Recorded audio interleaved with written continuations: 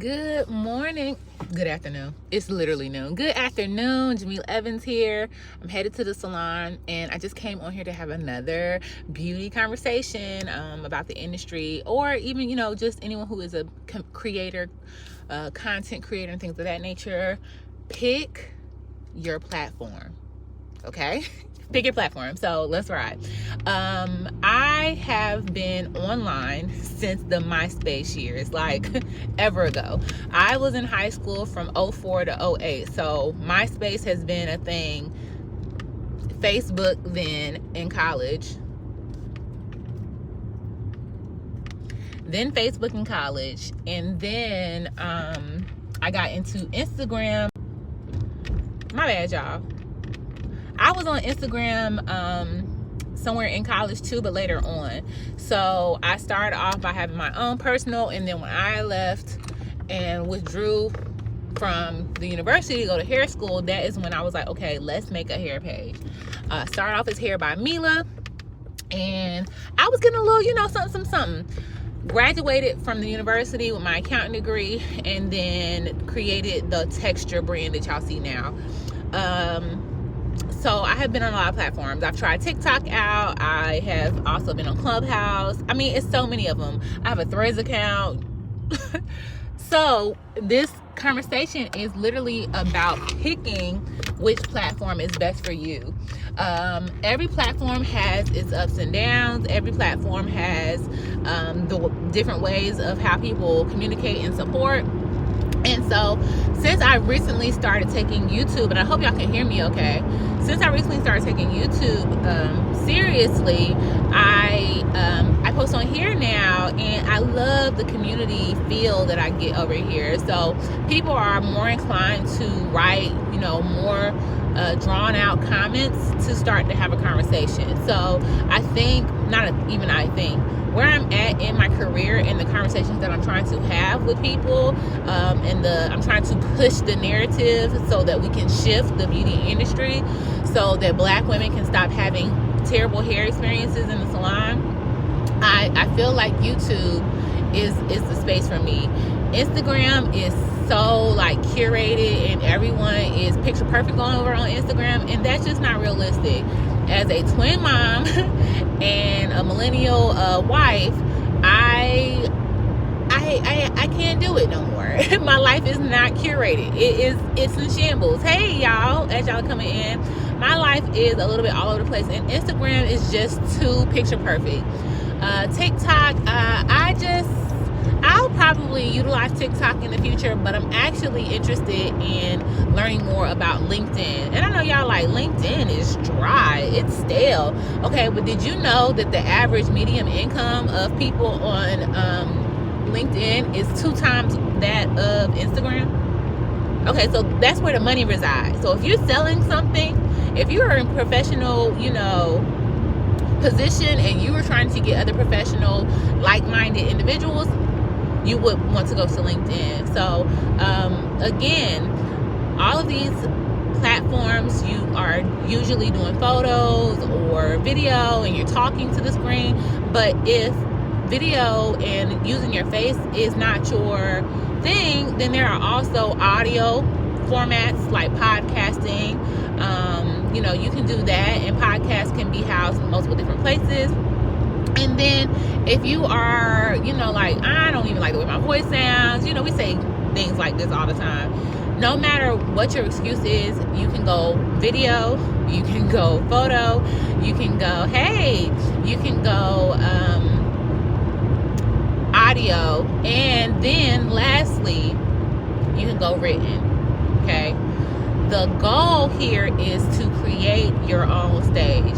If you've been waiting for someone to put you on stage, if you have been trying to figure out why no one's listening to you, or if you feel like you got something that the world needs to know about, can benefit from, if you've lived a lot of life and you just feel like you could help the next person, and no one has put you on stage, and no one has hired you, and no one has, asked you to come to a speaking engagement, then you need to build your own platform.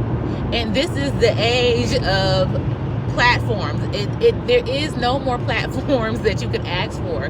Pick one. You might find that that platform isn't your platform. You can move around. Your content can be repurposed. You can repurpose that content. So all I'm doing right now, and just to talk about my YouTube strategy, I'm figuring out YouTube right now. I'm in the stage where you discover what YouTube wants, how YouTube plays, what is pushed out. I'm learning the algorithm. I'm learning what you all, through your feedback, what you all are looking for from me.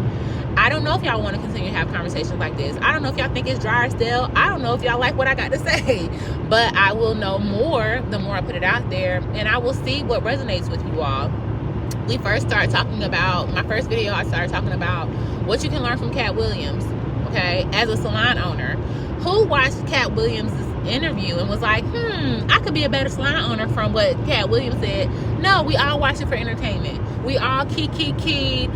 We all got our little sound bites in it. We moved right on, okay? We did not say, hey, I can digest this. I can, just like you would do a book report. You read a book, you write a report on it so that you can like really internalize the message and what, you know, get your key takeaway. So that was what the first video that I did was.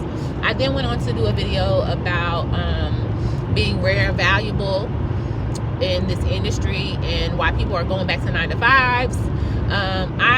There's a few videos that I've done, so if you are enjoying this conversation, I ask that you go back and watch those and leave me a little bit of feedback and tell me what y'all think that I could talk about in the future. But the overall goal with this platform that I've picked, that I've built, because I didn't see the conversation that I wanted to have being had, the goal for this one is to make sure that clients have the proper education on how their hair should be cared for them to learn to advocate for themselves when they are not being handled well in the salon, so that the stylists who are giving poor experiences and poor customer service, so that they either can tell them and give them feedback constructively, or that they will realize that maybe I'm not the best person to do this and that maybe I should go find another job, another industry, something else to do, okay? So that's the goal for the client side of it, for you all to say, if I can't find someone to do my hair, at least I know how to properly take care of my hair. And I went to my virtual stylist, Jamila Evans, who has been doing natural hair for the past 10 years, has been licensed for that long. And she has simplified natural hair down to 5 steps. And I can do these 5 steps once a week and have long, beautiful, luxurious hair of my dreams. Like, that's the goal for you all. And then on the back end of that, I hope that by elevating you all's knowledge and making sure that y'all advocate for yourself, that the beauty industry will get the memo that women are not playing anymore. We don't feel so desperate and at the mercy of the stylist because no one else is doing great hair, or I guess I gotta sit here because I do need my hair done. Like, no, take pride in what you do. So and in that, I'm not just gonna say you should do this, you should be handling business like this. No, I'm going to show you. So this page is for that, and the Beauty Brand Bootcamp page is for all technical training. So I'll say that the boring stuff is over there. I am doing Acuity tutorials on how to use the back end of Acuity to make your online booking that much better, for it to work smoothly and seamlessly for you. And then I'm also going to be talking about other other programs and software such as Canva, QuickBooks. I'm going to be talking about all of that computer stuff that I have used as a solo stylist to run my business over the past 10 years, and that has, gotten me over the 6-figure mark, and built, multiple salons and so on and so forth. So yeah, let's see what y'all said. Anna said, so true, for real, I subscribe. Hey, thank you. I will tell my family also to subscribe. Thank you. I really appreciate it, because we got to talk about it. We have got to talk about the decline of the Black salon experience. We have got to talk about the lack of natural hair care providers. And when I say natural hair care providers, a natural hair license is literally just someone who can handle your natural hair. That does not make them a natural hair expert. That is just the title of their license. Natural hair care specialist is a title. It does not imply that that person really is a specialist.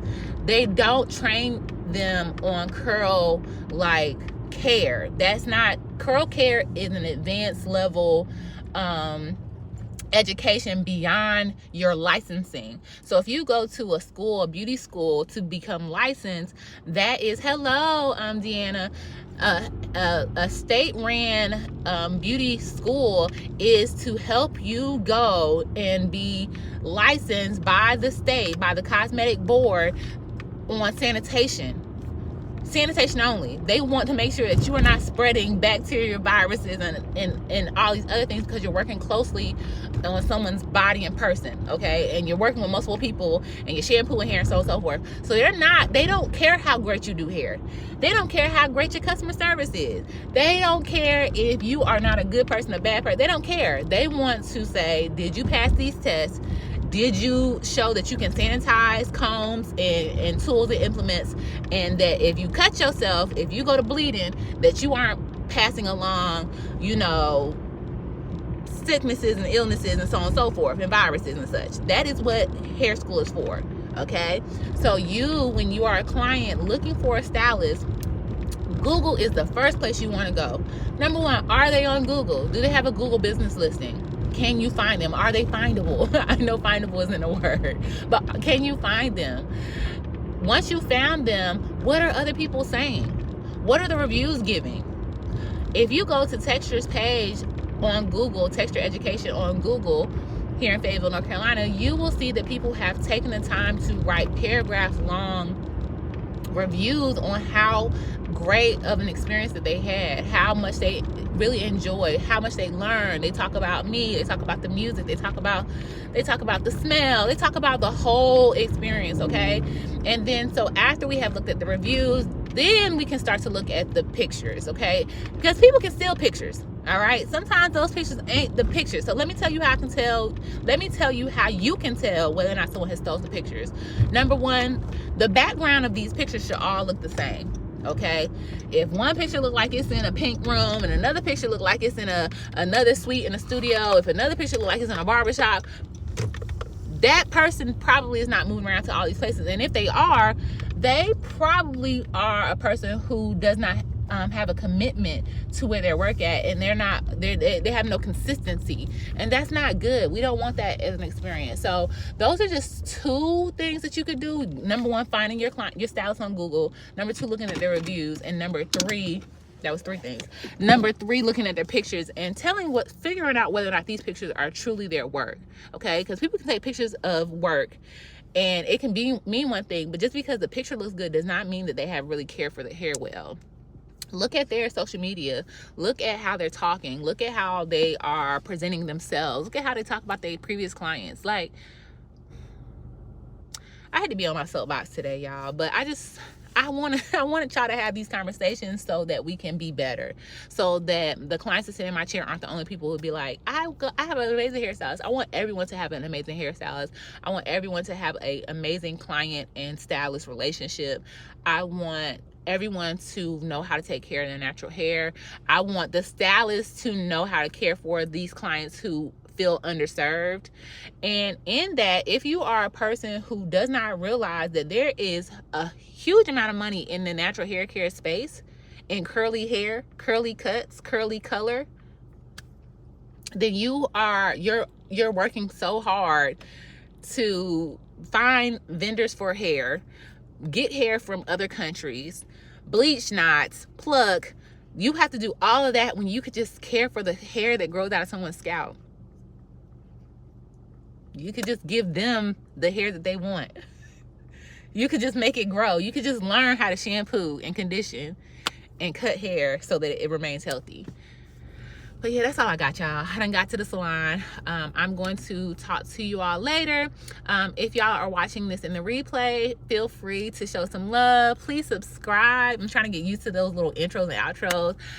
If you're new here, my name is Jamila Evans. I am a natural hair educator. I have been licensed as a cosmetologist here in North Carolina for the past 10 years.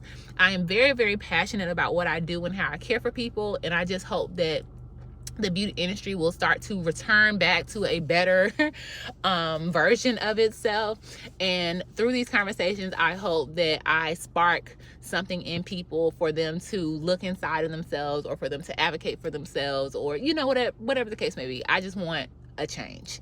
And as I retire from behind the chair, this is what I will be, you know, doing with my YouTube platform. So I hope that y'all enjoyed this conversation, and I will see y'all in the next live. Bye.